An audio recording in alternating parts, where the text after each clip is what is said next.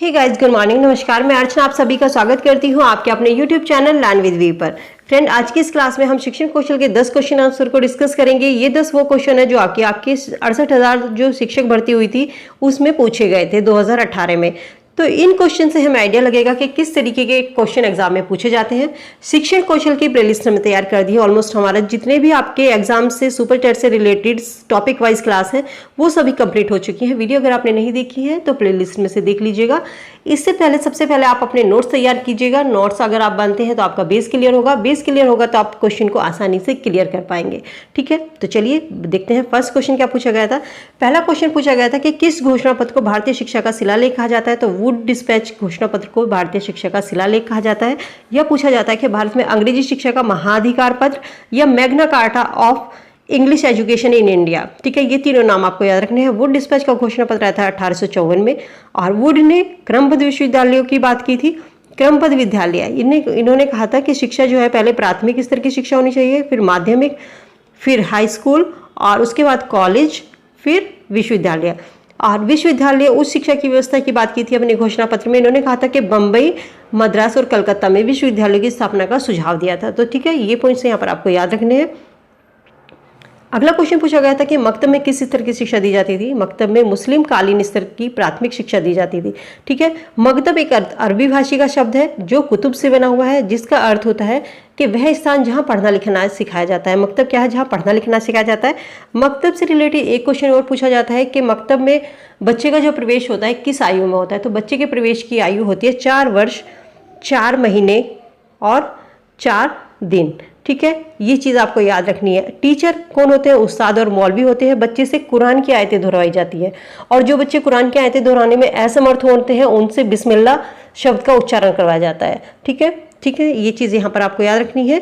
अगला क्वेश्चन पूछा गया था अपव्यय अवरोधन। मोस्ट इंपोर्टेंट क्वेश्चन है, स्टार लगा लीजिएगा। अपव्यय अवरोधन कई बार एग्जाम में पूछा जाता है कि किस समस्या मुख्यतः किस स्तर से संबंधित है। तो प्राथमिक स्तर से संबंधित है।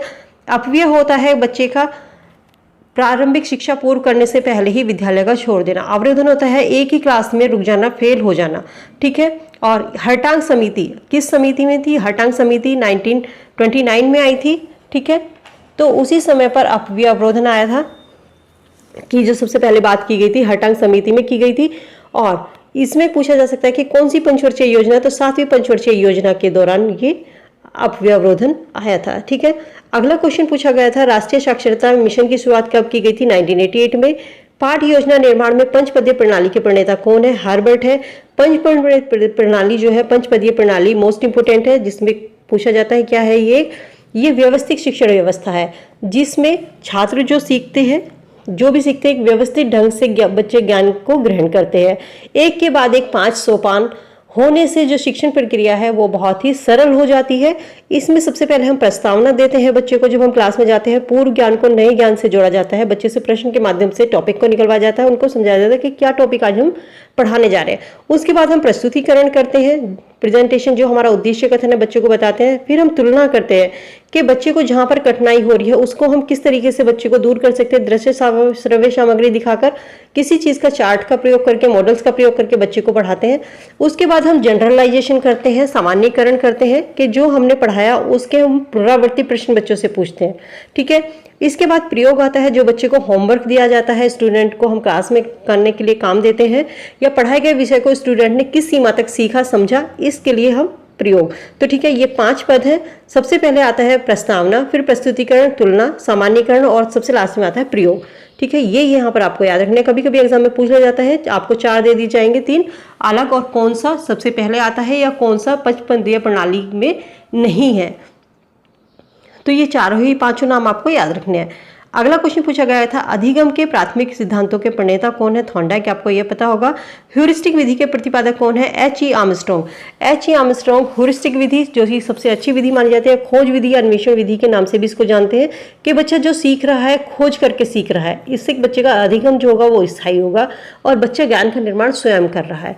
ठीक है, चलिए आगे है परियोजना शिक्षण विधि के प्रणेता पूछा गया था कौन थे? W.H. किलपैट्रिक।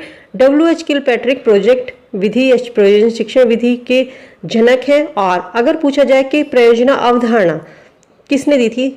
जॉन डेवी ने दी थी और जॉन डेवी के शिष्य थे ये किलपैट्रिक। इन्होंने इस शिक्षण विधि का प्रतिपादन किया था। ठीक है।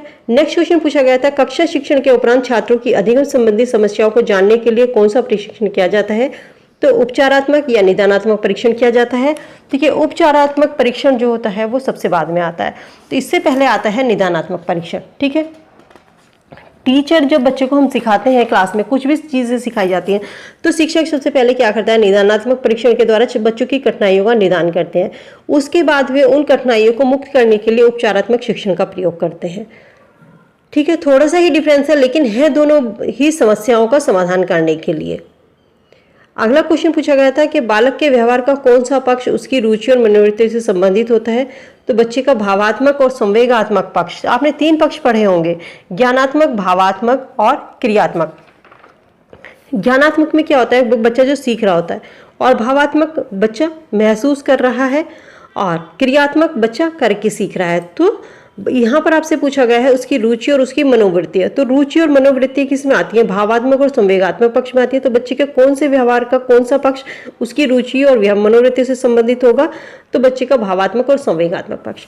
ठीक है, सो फ्रेंड, ये थे हमारे 10 क्वेश्चन जो 68,000 शिक्षक भर्ती में पूछे गए थे। इसके बाद हम नेक्स्ट डिस्कस करेंगे जो 2019 में एग्जाम में क्वेश्चन पूछे गए थे शिक्षण कौशल के, और जितने भी आपके सिलेबस से रिलेटेड वीडियो है, क्लासेस हैं, वो सभी मैंने कंप्लीट करा दी हैं। वीडियो अगर नहीं देखे तो प्लेलिस्ट में से देख लीजिएगा। चैनल पे नए हैं तो चैनल को सब्सक्राइब कर लीजिए, जिससे शिक्षक भर्ती से रिलेटेड जो भी वीडियो मैं यहाँ पर अपलोड करती हूँ वो आपको समय से मिल सके। होप सब वीडियो पसंद आई होगी। वीडियो को लाइक शेयर कीजिए फ्रेंड के साथ में। मिलती हूँ नई वीडियो में, तब तक के लिए good bye, be happy, be safe. Thank you so much.